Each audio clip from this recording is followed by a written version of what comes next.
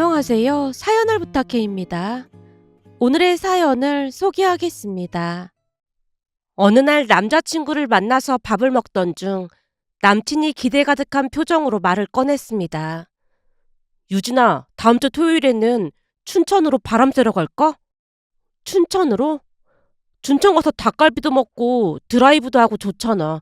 거리가 그렇게 먼 거리도 아니어서 아침 일찍 갔다가 저녁에 돌아오면 될 것 같거든. 그래? 재밌긴 하겠다. 그럼 춘천 가는 거다.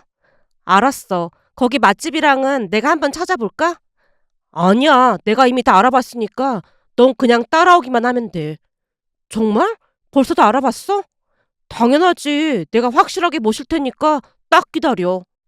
남친이 자신만만한 표정으로 대답했는데요. 사실 우리 둘이 가까워졌던 이유도 여행과 맛집 탐방이라는 취미 덕분이었습니다. 그러다 보니 우리는 거의 주말마다 만나서 가까운 곳으로 여행을 가기도 했고 맛집을 찾아다녔습니다. 물론 모든 경비는 정확하게 더치페이를 했고요. 남친과 맞는 부분이 많았기에 시간이 갈수록 남친과 결혼해도 좋겠다는 확신이 들기 시작했어요. 어느 날 만난 친구 소영이가 부럽다는 듯이 말했거든요. 유진아, 니들 커플은 취미가 같아서 좋겠다. 우리는 취미가 달라도 너무 달라. 그러다 보니까 불편한 게 한두 가지가 아니잖아. 하긴 준호 씨 여행하는 거 엄청 싫어한다고 했지? 말도 마. 맨날 하는 게 영화 보는 게 다인데 그것도 밥 먹으면 바로 집으로 들어가 버린다니까. 밖에 오래 있으면 사람들한테 치여서 피곤하다나 뭐래나 그러더라고. 하긴 내향적인 사람들은 외출할 때마다 극도로 피곤해한다는 말을 듣긴 했던 것 같아. 나도 처음에는 이해하려고 했는데 시간이 지날수록 나랑 너무 다르다 보니까 좀 게으르다는 생각도 들고 그렇더라고. 그래서 헤어져야 하나 고민 중이야. 뭐? 그것 때문에 헤어지는 건 좀 그렇지. 나도 그런 생각을 안 해본 건 아닌데 너도 알다시피 난 완전 외향적이잖아. 그러다 보니 이번 여름휴가 때도 가족들이랑 해외여행 갈까 하고 알아보고 있었거든? 나도 해외여행 간지 오래됐는데 진짜 부럽다. 대부분은 너랑 비슷한 반응이 나오기 마련이거든. 거기다 다른 사람이랑 가는 것도 아니고 가족이랑 가는 거고 비행기표는 부모님이 내주신다고 했거든? 그래서 숙박이랑은 언니랑 내가 내기로 했고 말이야. 완전 대박이다. 그치? 근데 남친이 뭐라고 하는 줄 알아? 뭐라고 했는데? 설마 반대한 거야? 제가 어리둥절한 표정으로 소영이를 빤히 바라보자 소영이가 아이스커피를 들이키다가 말을 이어갔습니다. 해외여행을 너무 자주 다니는 거 아니냐면서 사치가 너무 심하다고 뭐라고 하는 거 있지. 다른 사람이랑 가는 것도 아니고 그동안 부모님이랑 같이 다닌 건데 그런 소리까지 들어야 하는 이유를 잘 모르겠더라고. 소영이가 어찌나 열변을 토하면서 말을 하던지 저도 모르게 눈치가 보여 기어 들어가는 목소리로 대답했어요. 그건 좀 잘못한 것 같네. 그치? 내가 돈을 보태달라고 했어. 같이 가달라고 했어. 그냥 잘 다녀와 그러면 되는 거잖아? 우리 회사 동기는 가족끼리 여행 간다고 하니까 남자친구가 상비약이랑 이것저것부터 준비해서 챙겨줬다는데 이건 공감 능력이 너무 없는 것 같아. 그럼 진짜로 헤어질 생각인 거야? 아무리 봐도 결혼까지 하는 건 아닌 것 같아. 결혼해서 애 낳고도 저런 식이면 얼마나 골치 아프겠어? 내내 집에서 게임이나 하고 잠이나 퍼즐로 잘 텐데 생각만 해도 끔찍하다. 소영이가 손사래를 치면서 미간을 잔뜩 찌푸렸습니다. 그 뒤 소영이는 정말로 남친과 헤어졌고 다시 활기찬 모습으로 잘 지냈어요. 그리고 그런 모습들을 지켜보다 보니 취미생활도 잘 맞고 활동적인 남친이 자랑스럽기까지 했습니다. 식성도 비슷하고 취미도 비슷했으니 다툴 일도 없었으니까요. 그렇게 시간이 지나 남친과 춘천에 가기로 했던 날이 됐고 아침 일찍 준비를 하고 있자 엄마가 물었습니다. 오늘은 어디로 간다고? 춘천에 다녀올 생각이야. 맛있는 것도 먹고 엄청 재밌을 것 같아. 조심해서 잘 다녀오고 운전 조심하라고 해. 알았어. 걱정하지 마. 올 때 맛집에서 맛있는 것 좀 사올까? 그럼 우리야 고맙지. 엄마가 한박웃음으로 반기는 모습에 단단히 약속하고 집을 나섰는데요. 그날 기가 막힌 일을 겪게 될 줄 누가 알았겠습니까? 그렇게 남친과 함께 춘천에 도착했는데요. 남친이 말을 꺼냈습니다. 이 시장 근처에 맛집이 많다고 하던데 우선 거기 들러서 밥부터 먹자. 시장에 맛집이 많긴 하지. 돌아다니면서 조금씩 먹으면 되겠다. 곧 시장 근처 공영주차장에 주차를 했고 맛집 탐방을 할 생각에 제가 설레이는 표정으로 남친을 바라봤더니 남친이 계속 휴대폰을 확인하고 있었어요. 그 모습에 제가 남친을 빤히 바라보며 물었습니다. 현수 씨, 왜 그래? 누구 전화 올 사람 있어? 오? 전화라니? 남친이 화들짝 놀라며 되물었는데요. 평소와는 다르게 그 모습이 어찌나 어색해 보이던지 민망해서 제가 멈칫하고 있었어요. 그랬더니 남친이 어색한 미소를 지으며 입을 뗐습니다. 그럼 이제 슬슬 시장 탐방을 해볼까? 우선 어디부터 갈까? 라며 같이 시장을 둘러보고 있었는데요. 남친이 딱히 음식은 말하지도 않았고 우선 시장 안으로 들어가 보자는 말만을 반복했습니다. 그런데 시장으로 들어가서 몇 번이나 돌았지만 남친이 선뜻 음식이며 식당을 고르지 못한 채 두리번거리기만 했어요. 그날따라 뭔가 이상하다는 생각이 들어 남친에게 물었습니다. 현수 씨, 오늘따라 왜 이러는 거야? 오? 그게 무슨 소리야? 아니, 지금 벌써 20분째 돌기만 하고 있잖아. 나 지금 무지 배고프니까 저기 장칼국수라도 먹자. 장칼국수를? 다른 맛집도 많을 텐데. 나 배고프단 말이야. 얼른 들어가자. 라며 제가 남친 손을 잡아 끌었는데요. 순간 뒤에서 누군가 남친 이름을 부르는 게 아니겠어요? 너 혹시 현수 아니니? 큰엄마? 그래, 큰엄마야. 근데 너 여기서 뭐 하고 있는 거야? 그게 여자친구랑 같이 놀러 왔어요. 큰엄마, 여기는 제 여자친구 유진이고요. 유진아, 우리 큰엄마셔.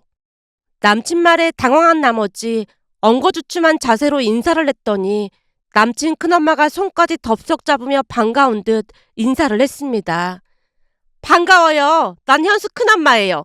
어쩜 이렇게 예쁘게 생겼을까나. 이제 보니 우리 현수가 눈이 아주 높았구나. 어디 가서 연예인이라고도 믿겠어. 그죠. 우리 유진이가 얼굴이 많이 예쁘긴 하죠. 그럼 네 형수 얼굴보다 100배 1000배는 더 낫네. 근데 너 혹시 오늘 제사 있는 거 모르고 있었던 거야? 남친 큰엄마 입에서 제사라는 말이 새어나왔지만 저는 그다지 깊게 생각하지 않고 있었습니다. 그때까지만 해도 저와는 별개의 일이라고 생각을 했으니까요. 그런데 계속해서 제 칭찬을 하던 남친 큰엄마가 물었습니다. 근데 거기 들어가서 밥 먹으려고? 네, 여기서 장칼국수 먹을까 해서요. 우리도 저번에 여기서 먹어봤는데 맛이 아주 형편없어. 정말요?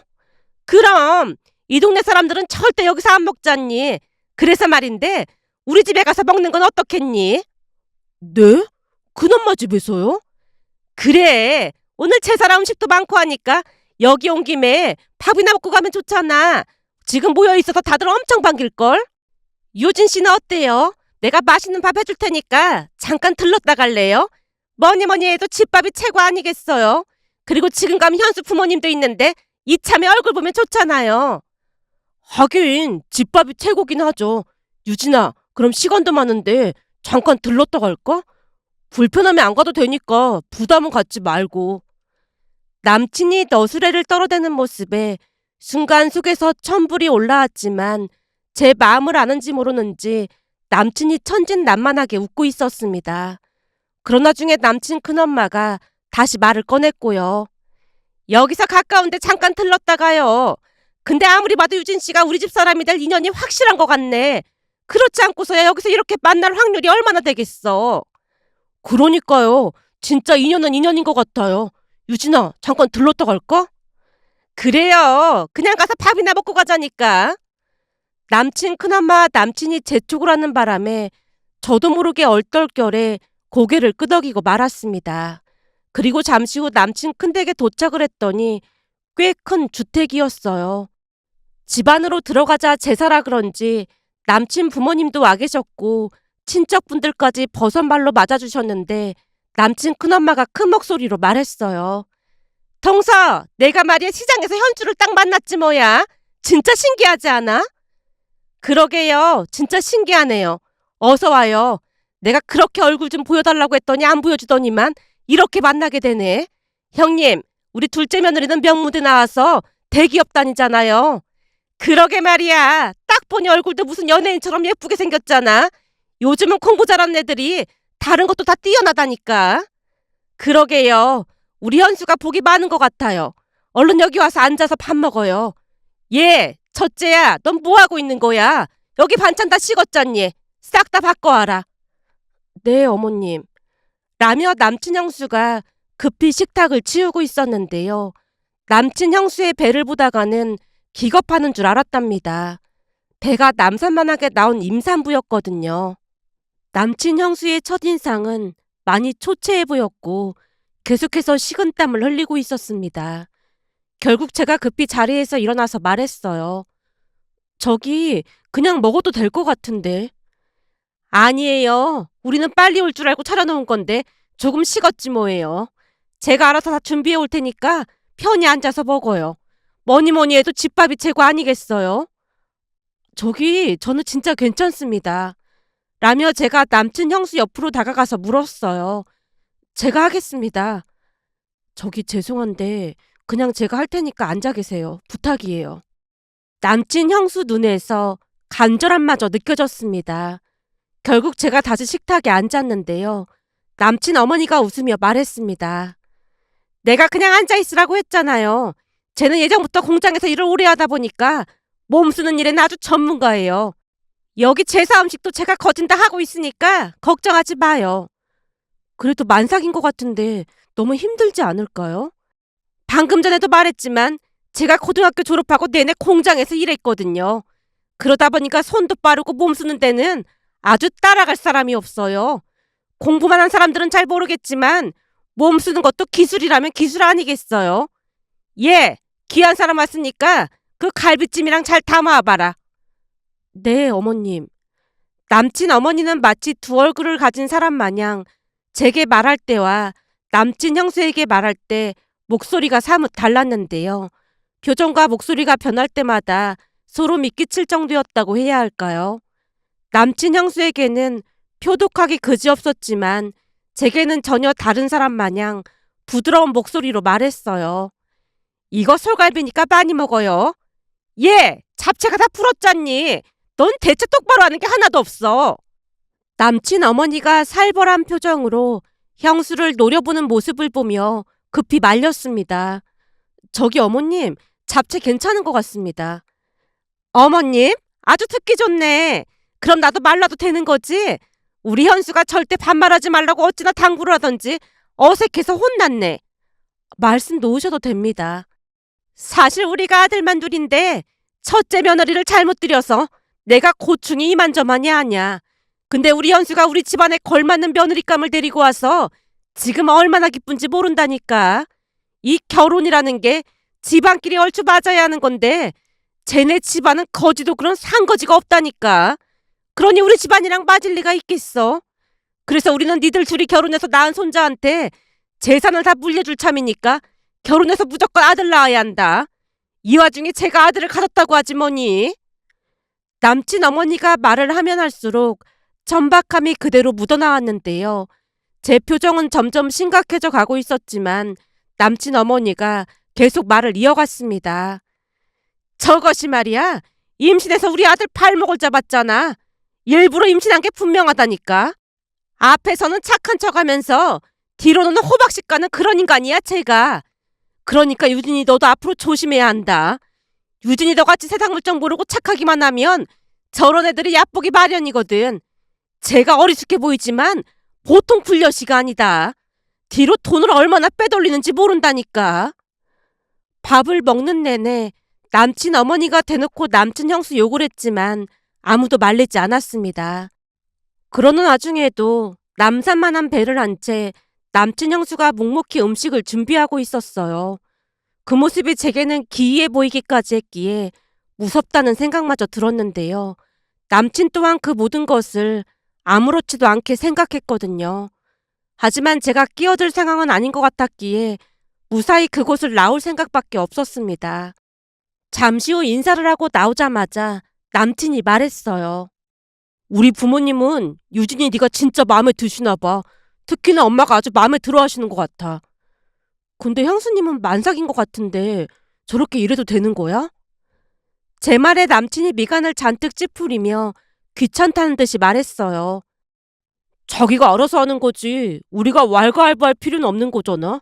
형수가 시집 올 때 빈손으로 오기도 했고 부모님께 잘못한 게 좀 많아. 거기다 너도 봤다시피 뭔가 좀 음침하다고 해야 하나? 말도 별로 없고 사람이 좀 이상해. 근데 결혼식은 한 거야? 결혼식은 조카 태어나면 친자 검사부터 하고 한다는 것 같아. 엄마 아버지는 친자가 아닐 확률이 높다고 생각하고 계신 것 같거든. 남친이 더욱 기가 막힌 말을 반복하고 있었기에 순간 정신이 혼란스러울 지경이었습니다. 하지만 그 와중에 남친이 아무렇지도 않게 물었어요. 밥은 먹었으니까 관광해야지. 근데 우리 부모님 진짜 대단하시지? 대단하시다니? 그걸 몰라서 물어? 다른 분들 같았으면 제사 음식 도우라고 했을 텐데 데이트하라고 그만 가보라고 했잖아. 우리 부모님 같은 시부모님이 세상에 어디 있겠어? 그러니까 유진이 너는 완전 복 받은 거야. 안 그래? 아, 그런 거 같네. 라며 제가 피식 웃고 말았는데요. 남친은 무엇이 잘못됐는지 전혀 모르고 있는 듯해 보였습니다. 그 모습에 더욱 소름이 끼칠 수밖에 없었어요. 한마디로 남친 가족들은 정상이 아닌 게 확실해 보였습니다. 결국 너무 소름이 끼쳤기에 올라오자마자 정색을 한 채 헤어지자고 통보를 했습니다. 물론 남친은 이해할 수 없다며 길길이 날뛰었지만 저는 단호하게 헤어짐을 통보했어요. 남친 전화번호를 차단하고 있자 엄마가 걱정스레 입을 뗐습니다. 혹시나 해코지하는 건 아닌지 모르겠다. 그 정도로 막 나가진 않을 거야. 임산부한테 그렇게 일을 시켜대는 집구석인데 해코지도 충분히 하고 남지. 그리고 내가 보기엔 춘천에 가자고 한 것도 전부 계획적이었던 것 같아. 내 생각도 그래. 시장에서 계속 빙글빙글 돌면서 시간 때울 때부터 알아봤어야 했다니까. 거기다 걔네 큰엄마를 만난다는 게 말이 안 되는 거잖아. 그동안 나한테 춘천에 큰 댁이 있다는 말도 한 적도 없었고 말이야. 지금 생각해보면 다 계획하고 그런 거라니까. 사실 몇 번이나 집에 인사 가자고 했는데 내가 거절했었거든. 근데 형수한테 하는 거 보니까 진짜 악독해도 그렇게 악독할 수가 없더라고. 그 형수라는 사람은 불쌍해서 어쩐다니.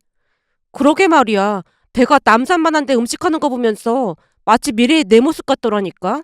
근데 나한테는 무진장 잘해주려고 노력하긴 하더라고. 사람 본성은 변하지 않는다고 하잖아. 그런 사람들은 시간이 지나면 너한테도 똑같이 그렇게 할 사람들이야. 앞으로 현수 다시는 만날 생각도 하지 마. 그리고 현수 소개해줬다던 네 회사 사람은 착한 사람이라며. 그럼 혹시 오해할 수도 있으니까 알아듣게 잘 말하고. 그 사람은 진짜 모르고 소개해준 것 같던데. 잘 말해야지 뭐. 라며 엄마와 한동안 대화를 나눴습니다. 그 뒤 전남친과는 바로 헤어졌습니다. 전남친도 포기한 모양인지 한 며칠 잠잠했으니까요. 다만 2주 정도가 지나갈 무렵 모르는 번호로 전화가 와서 받았는데요. 유진 씨, 안녕하세요. 누구세요? 저는 현수 도련님 형수 되는 사람이에요. 네? 형수님이요? 정말 미안한데 지금 제 입장이 너무 난처하게 돼서 그런데 퇴근 후에 잠깐만 만날 수 있을까요? 저기 죄송한데 현수 씨랑은 이미 헤어져서 할 말 없습니다. 네, 헤어진 건 알고 있는데 지금 저도 유진 씨 때문에 집에서 쫓겨나게 생겼거든요. 근데 저는 지금 쫓겨나면 친정도 없어서 어디 갈 곳도 없거든요. 그러니까 잠깐만 만나주면 안 될까요? 전 남친 형수라는 사람이 어찌나 간절하게 부탁을 하던지 퇴근 후 잠시 만나러 갔는데요. 글쎄 얼굴이 더욱 안 돼 보였습니다. 이렇게 만나줘서 정말 감사해요. 아닙니다. 근데 저 때문에 문제가 생겼다는 게 무슨 소리예요? 다른 게 아니고 유진 씨가 그날 저 때문에 헤어진다고 했다고 시어머님이 저보고 집을 나가라고 난리를 쳤거든요.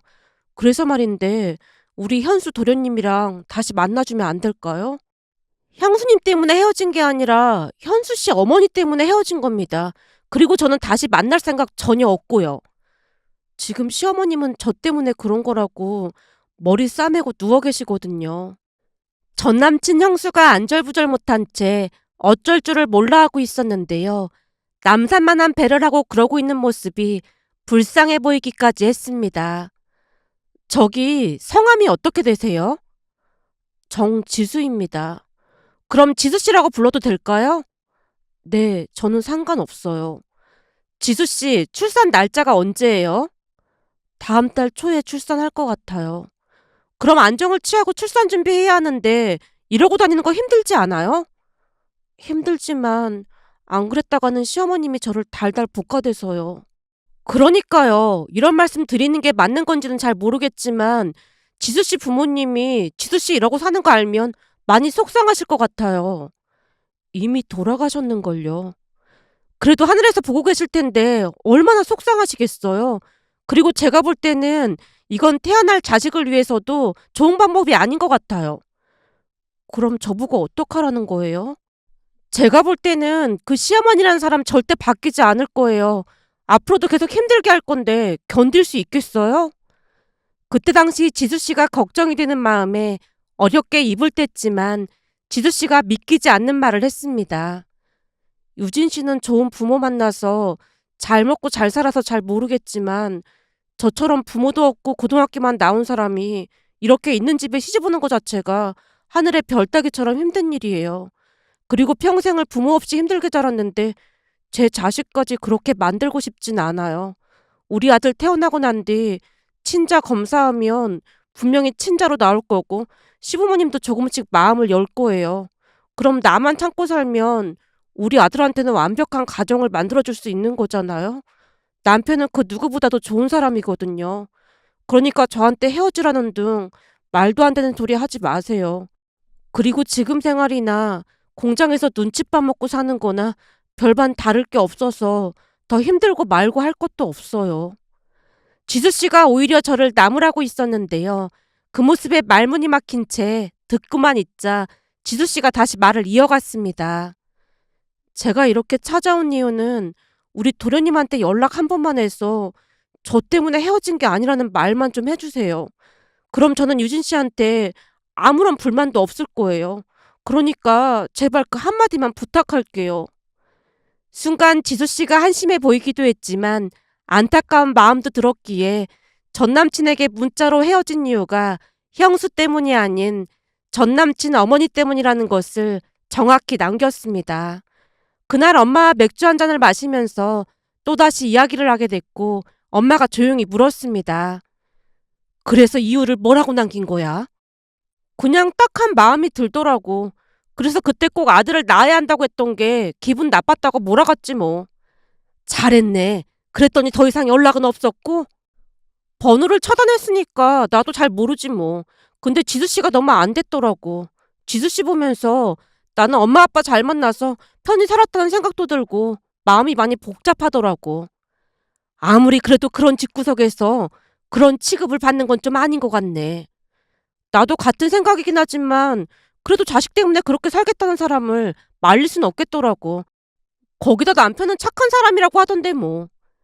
착하다는 사람이 아내가 그 고생을 하고 있는 걸 그냥 두고만 보고 있어. 내가 보기엔 그걸 뭐라고 하더라? 가스라이팅인가 뭔가 그거 당하고 있는 게 아닌가 싶다. 라미 엄마가 안타까운 표정을 지었습니다. 그렇게 전남친과 헤어지고 1년 정도가 지나갔는데요. 어느 날 전남친을 소개해준 동료가 충격적인 이야기를 꺼냈어요.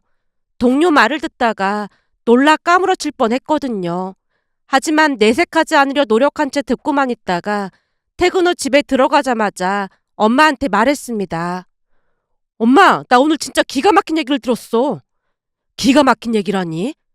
현수 씨네 지금 난리 났대. 현수라고 하면 그때 그 미친 집구석 걔 말하는 거야?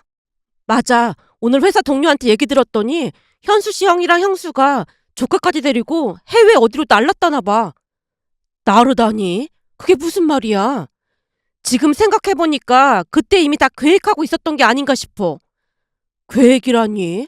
대체 무슨 말을 하는 거야? 얘기 들어보니까 그 현수 씨 형이 부모님한테 말하기를 같이 살고 있던 지수 씨를 내쫓고 부잣집 여자를 만난다고 하면서 현수 씨 부모님 돈을 빼돌린 모양이야. 그러니까 따로 만나고 있는 약사 여자랑 결혼하려면 약국 개업도 해줘야 하고 집도 사야 하고 돈이 필요하다고 하면서 마구마구 돈을 빼돌린 모양이더라고. 걔네 집이 그렇게 부자였어? 그건 나도 잘 모르지. 근데 장남이 직접 나서서 마음에 안 들던 며느리 내쫓고 약사 며느리를 들인다고 하니까 그 집 부모들이 그 돈을 다 마련해 준 모양이야. 그 약사 여자랑 현수 씨 부모님이 따로 만나기도 했고 말이야. 그러면서 손자는 당신들이 키울 테니까 걱정하지 말라고까지 했대. 그렇게 차곡차곡 돈을 빼돌려서 형이랑 형수가 조카 데리고 해외로 도망갔다나 봐. 그게 가능하긴 한 거야? 근데 워낙 치밀하게 계획적으로 그랬다 보니 현수 씨 부모님도 무방비로 당했다나 봐. 그래서 현수 씨 부모님이 눈이 시뻘개진 채 찾고 다니고 있다는데 쉽지 않은 모양이야. 돈도 거진 다 가져가서 얼마 남지도 않은 모양이고. 그럼 경찰에 신고를 하던지 해야지. 그 사람들도 참 답답하네. 자식인데 경찰에 어떻게 신고를 하겠어? 현수 씨도 경찰에 신고해야 한다고 난리라는데 현수 씨 부모님은 절대 안 된다고 하면서 찾고 있다잖아. 그럼 그때 형수란 사람이 남편은 착한 사람이라고 했던 말이 사실이었던 거네. 부모한테 사기쳤는데 착한 건 아니지. 부모가 워낙 개차반이니까 아내랑 자식을 선택한 거 아니겠어? 내가 볼 땐 이미 둘이 짜고 그런 거야. 그러게 사람이 너무 악독하게 살아도 안 된다니까. 며느리가 눈에 안 차더라도 서로 좋다고 하면 그냥 응원해주고 잘 대해줘야지. 결국 벌 받은 거 아니겠어? 엄마가 고개를 절레절레 흔들고 있었는데요. 전남친 가족들 이야기를 들으며 정말로 많은 생각이 들면서 세상에 이런 일이 또 있을까 싶어 이렇게 글 남겨봅니다.